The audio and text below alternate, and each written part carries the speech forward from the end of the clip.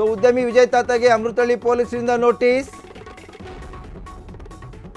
ಪ್ರಕರಣದ ಕುರಿತು technical evidence, ಹಣ ಕೇಳಿದ್ದರ ಬಗ್ಗೆ ಮಾಹಿತಿ ಕೂಡ ಕೇಳಬಹುದು.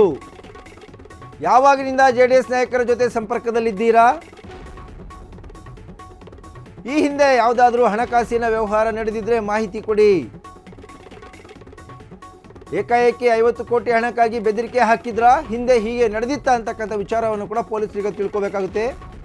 ಸೊ ಹಾಗಾಗಿ ಉದ್ಯಮಿ ವಿಜಯ್ ತಾತಾಗೆ ಅಮೃತಹಳ್ಳಿ ಪೊಲೀಸರಿಂದ ನೋಟಿಸ್ ಕೂಡ ಕೊಟ್ಟು ಪ್ರಕರಣದ ಕುರಿತು ಟೆಕ್ನಿಕಲ್ ಎವಿಡೆನ್ಸ್, ಹಣ ಕೇಳಿದ್ದರ ಬಗ್ಗೆ ಮಾಹಿತಿ, ಯಾವಾಗಿನಿಂದ ಜೆಡಿಎಸ್ ನಾಯಕರ ಜೊತೆ ಸಂಪರ್ಕದಲ್ಲಿದ್ದೀರಾ?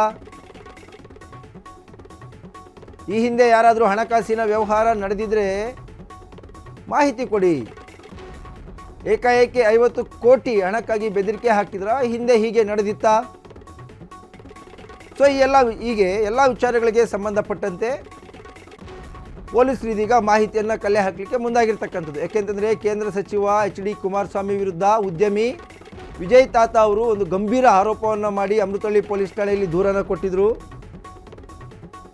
ಸೊ ಹಾಗಾಗಿ ಈ ಒಂದು ಪ್ರಕರಣಕ್ಕೆ ದೂರು ಕೊಟ್ಟಿರ್ತಕ್ಕಂಥ ದೂರುದಾರ ವಿಜಯ್ ತಾತ ಏನಿದ್ದಾರೆ ಅವ್ರಿಗೂ ಕೂಡ ಒಂದು ನೋಟಿಸನ್ನು ಕೊಟ್ಟು ಏಕಾಏಕಿ 50 ಕೋಟಿ ಹಣಕ್ಕಾಗಿ ಬೆದರಿಕೆ ಹಾಕಿದ್ರಾ, ಇಲ್ಲ ಹಿಂದೆ ಹೀಗೆ ನಡೆದಿತ್ತಾ?